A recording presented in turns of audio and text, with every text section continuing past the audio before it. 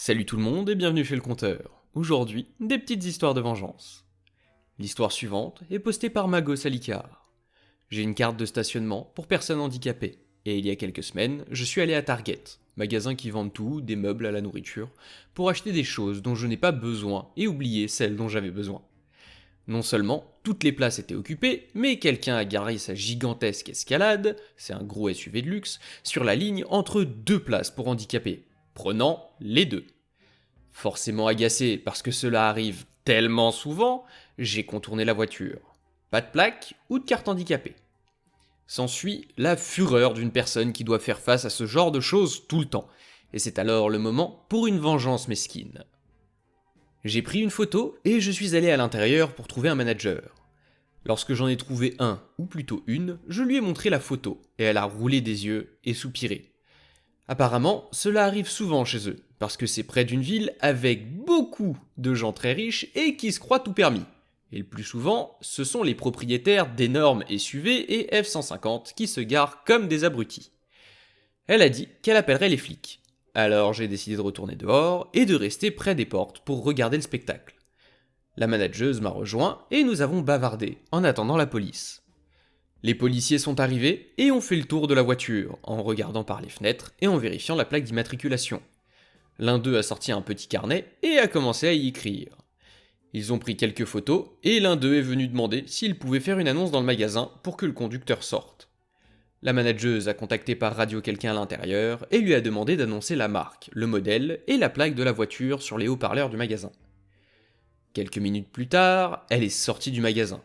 Une femme d'âge moyen, bien habillée, la Karen commune d'Amérique du Nord, et qui hurlait déjà après la police. Dès qu'elle a atteint sa voiture, l'un des policiers a levé la main pour la faire taire et a commencé à la sermonner. J'étais trop loin pour l'entendre, mais elle a au moins arrêté de crier. Ce policier lui a parlé pendant quelques minutes, puis l'autre policier, avec le petit carnet, lui a remis 2 papiers. Elle avait l'air d'une carpe hors de l'eau. Les flics sont revenus et ont parlé à la gérante, lui disant qu'il lui avait ordonné de déplacer sa voiture et que si elle ne le faisait pas ou si elle causait des problèmes dans le magasin, elle devrait les rappeler et il ferait enlever la voiture. Ils nous ont dit qu'il lui avait donné 2 contraventions, une pour chaque place, à $500 chacune. Aïe! La gérante nous a remerciés, la police et moi, et est retournée à l'intérieur. La femme a piétiné un peu avant de monter dans sa voiture et de partir. Les policiers se sont regardés, puis sont montés dans leur voiture et l'ont suivie. Je suis sûr qu'elle a continué à passer la journée qu'elle méritait. Pendant ce temps, je me suis offert quelques Legos pour avoir rendu un service public. Eh ben t'as bien raison Hopi, après un pareil service rendu à la société, tu avais bien le droit à une petite récompense. L'histoire suivante est postée par Without Denis Nedry. Nous avons déjà eu des voisins qui, depuis le jour où nous avons emménagé, nous détestaient de tout leur cœur. Nous ne les avons jamais rencontrés, mais ils ont fait de notre vie un enfer de toutes les façons possibles. Nous avions déménagé dans cette région en mettant de côté mes études supérieures et nos grands projets de vie pour nous occuper de ma belle-mère qui était atteinte d'un cancer de stade 4. C'était donc déjà une mauvaise raison de déménager, et nous détestions la région. La Californie rurale a un côté très hi-ha, et je parle pas du côté rigolo, si vous voyez ce que je veux dire. Les voisins étaient des personnes exécrables et étaient tout simplement horribles avec nous. Ils n'ont jamais rien fait d'illégal, mais ils ont fait toutes les petites choses auxquelles tu peux penser pour nous pourrir la vie. Par exemple, notre tuyau d'arrosage s'est retrouvé sur leur pelouse, d'environ 5 cm, après que j'ai arrosé mes roses. Il était enroulé principalement de notre côté, mais je n'avais pas fini d'arroser et je suis entré dans la maison pendant quelques minutes pour une pause déjeuner. Pendant que j'étais à l'intérieur, ils ont coupé les quelques centimètres qui se trouvaient sur leur propriété et les ont jetés dans notre cour. Mais ont laissé le reste du tuyau qui se trouvait de notre côté. C'est absurdement mesquin. Ils ne nous avaient jamais rencontrés et ne nous avaient jamais parlé. Finalement, après environ 2 ans, j'en ai parlé avec ma voisine d'en face et elle m'a dit qu'ils nous traitaient de cette façon parce qu'ils pensaient que nous étions des clandestins. Je suis amérindienne et mon conjoint est hispanique, mais il pensait que nous étions tous les deux mexicains.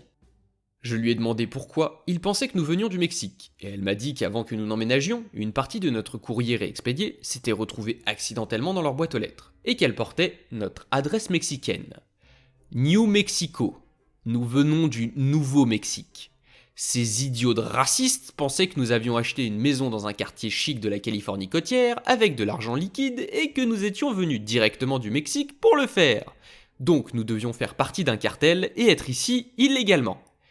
Ils avaient concocté tout ce scénario narcos parce que le nom de famille de mon mari est Lovato, que nous sommes plus foncés qu'ils ne le jugent approprié, que nous avons acheté notre maison avec de l'argent liquide, nous avions vendu notre maison de départ, que nous avions rénovée au prix d'un travail acharné pendant des années. Et qu'ils ne savaient pas que le Nouveau-Mexique est un foutu État américain. C'était tellement absurde. Ne vous inquiétez pas, l'histoire se termine bien. Lorsque nous avons déménagé après le décès de ma belle-mère, je leur ai écrit une longue lettre pour leur dire à quel point ils étaient stupides et embarrassants. Je suis autochtone, alors je n'ai pas manqué de leur dire que c'était eux qui s'étaient introduits sur mes terres, acquis illégalement par leur gouvernement. Et qu'ils étaient de gros trous de balles pour avoir rendu encore plus difficile ce qui était déjà une période difficile pour mon mari, qui faisait face à la mort lente de sa mère. C'est un médecin très respecté dans la région, alors oui, pas un membre illégal du cartel. Alors, j'espère qu'ils sont fiers d'eux. Ensuite, nous avons volé leur chat. À propos du chat, ils l'ont négligé et l'ont laissé dehors couvert de puces et se débrouillant seul jour et nuit, dans la terrible chaleur de l'été sans eau et dans le froid glacial de l'hiver sans abri. Le chat avait déjà emménagé chez nous parce que nous nous en étions occupés et que nous avions pris soin de ses besoins médicaux. Pour moi, si tu traites ton chat comme une herde et ne l'as pas équipé d'une puce électronique, il est à moi. Du coup, une bonne chose est ressortie de notre séjour là-bas, et il fait la sieste sur le rebord de la fenêtre en ce moment même. Nous l'avons appelé Flavio, en l'honneur de Flavio Mendes Santiago, le célèbre baron de la drogue du cartel mexicain. J'emmerde les racistes. Et ces gens sont incroyablement stupides. Tu penses que tes voisins font partie d'un cartel ? Et ce que tu trouves de plus intelligent à faire, c'est d'aller leur chercher des noises. Tu veux finir dans un broyeur à bois, en fait. L'histoire suivante est postée par Floridaman69 Ingurmom. C'était en 2008 ou en 2009. J'étais à Quito, en Équateur. Je logeais dans une auberge de jeunesse, et j'y suis resté un peu plus de 3 semaines. À moins d'un pâté de maison, il y avait un pub irlandais. Ce pub propose une très bonne cuisine de bar, qui ne figure pas au menu de beaucoup d'autres restaurants du quartier, ce qui explique la mixité de la foule. Il est populaire auprès des locaux et des routards, en raison de la proximité de l'auberge. Je suis au bar, avec d'autres clients de l'auberge, et nous nous attendons à ce que d'autres nous rejoignent. À côté de moi, il y a un tabouret de bar, et de l'autre côté, 2 femmes discutent. Elles sont manifestement amies. En espagnol, je demande à la femme la plus proche de moi si elle utilise cette chaise vide, et si je peux la prendre. L'espagnol n'est pas ma langue maternelle, mais je peux toujours le parler clairement et avec assurance, et j'ai grandi en le parlant depuis que je suis enfant. Elle me dit en espagnol, avec un sourire en coin, qu'elle ne comprend pas et qu'elle ne parle pas anglais. Je lui redemande la chaise en espagnol en lui faisant signe, et elle me répond à nouveau qu'elle ne parle pas anglais. J'ai fini par prendre la chaise d'une table haute qui se trouvait derrière nous et que personne n'utilisait. À ce moment-là, elle se tourne vers son ami et je les entends marmonner « Je sais pas pourquoi il me parle et je les entends glousser entre elles, supposant que je la draguais et qu'elle m'a repoussé. Tout au long de la soirée, je sais qu'elle m'a entendu converser en espagnol avec le barman, donc, à ce moment-là, elle savait que je parlais espagnol. Le distributeur de serviettes est juste devant moi, et elle me demande en espagnol si je peux lui passer. Je la regarde d'un air confus, et je lui montre le distributeur de serviettes. Puis je me retourne vers elle, et je me penche un peu, comme si je n'avais pas entendu ce qu'elle disait. Elle dit à nouveau qu'elle a besoin de serviettes, et si je peux lui passer le distributeur de serviettes. Tout cela en espagnol. Je regarde le distributeur, puis elle, et je dis très clairement « Lo siento, no hablo inglés ». Je suis désolé, je ne parle pas anglais. Profitez-en pour noter mon accent espagnol. Elle me fait une tête de Pikachu choqué, et elle est devenue rouge vif, puis je l'ignore. Ne vous flattez pas, madame, je ne vous draguais pas, je voulais juste ce foutu tabouret de bar. Dans les commentaires, on a une histoire de Mechanical Mind. J'ai étudié l'allemand au lycée, et je travaille pour une entreprise allemande. Lors d'une visite au siège principal, j'ai dû passer du temps avec les gars de l'atelier, qui parlaient à peine l'anglais. Un jour, ils essayaient de m'expliquer quelque chose, et après avoir essayé de le faire en anglais, ils m'ont dit en allemand « Warum spricht dieser verdammte Italienisch auf nicht Deutsch ?» J'ai dû massacrer cette phrase. Pourquoi ce foutu singe italien ne parle-t-il pas allemand ? Ce à quoi j'ai répondu, toujours en allemand « Ich konnte dich auch fragen, warum dieser verdammte Deutsch kein Englisch spricht ?» Je pourrais aussi te demander pourquoi cet âne d'allemand ne parle-t-il pas anglais ? Et mon allemand est sans doute bien pire que mon espagnol. Le type qui l'a dit est devenu aussi rouge qu'un feu de circulation, et les autres ont éclaté de rire. Je lui ai aussi expliqué que mon allemand n'était pas assez bon pour que je comprenne les explications techniques, mais que s'il ne se souvenait pas des termes anglais, il pouvait utiliser les termes allemands. Nous sommes devenus assez proches, et nous nous retrouvions généralement autour d'une bière, d'un barbecue, et j'allais regarder ses matchs de radball. L'histoire suivante est postée par Passion Currency. J'ai 28 ans, et je vis dans une petite ville où il y a un manque d'emploi et une crise due à l'inflation. Je suis retourné vivre chez mes parents, puisque nous avons une bonne relation. Je fais toutes les courses et je paye une partie des factures. Cependant, ma petite sœur, 16 ans, n'était pas contente. Elle disait que je devais être un homme et déménager à nouveau. Il y a quelques semaines, elle a commencé à me traiter continuellement de pique-assiette et de sensu-parasite. Mes parents sont anti-technologie. Ils ne font pas partie d'un culte religieux, ils évitent simplement la technologie et préfèrent vivre une vie simpliste. La seule technologie moderne qu'ils utilisent est une machine à laver, une voiture, un téléphone à clapet et une télévision. Cependant, ils ne nous enlèvent pas nos gadgets si nous les avons payés nous-mêmes. Lorsque j'ai eu 18 ans et que j'ai cherché mon premier emploi, j'ai dû écrire mon CV à la main car je n'avais ni ordinateur ni imprimante. Il est impossible de trouver un emploi quand on est encore au lycée à cause du petit marché de l'emploi dans notre ville. Ma petite sœur a eu de la chance. Je lui ai acheté un ordinateur, un smartphone et un forfait avec internet depuis qu'elle est toute petite. Mais elle n'arrêtait pas de me traiter de tous ces noms. Les injures constantes de ma petite sœur ont fini par m'énerver, et j'ai eu une idée. J'ai tout simplement repris possession de l'ordinateur et du smartphone. Maintenant, elle a la même enfance que moi. Oh, et elle a arrêté de m'insulter. Profite du mode de vie Amish, petite sœur. Elle est vache ta petite sœur. Tu lui fais des cadeaux qui sont quand même non négligeables. Un ordi, un téléphone, tu payes le forfait et elle te traite comme ça. Elle l'a mérité. Plus bas dans les commentaires, on a une histoire de Ramrodron. C'est une version plus douce de ce qu'un de mes amis a vécu avec sa reine du monde de fille de 16 ans. Une partie du fait qu'elle se prend pour la reine du monde vient du fait qu'elle a monté 2 parents divorcés l'un contre l'autre, parfois avec succès. Elle exigeait un objet coûteux, je ne me souviens pas lequel. Et quand on lui a dit non, elle a crié « Va te faire outre, tu ne dépenses jamais d'argent pour moi !»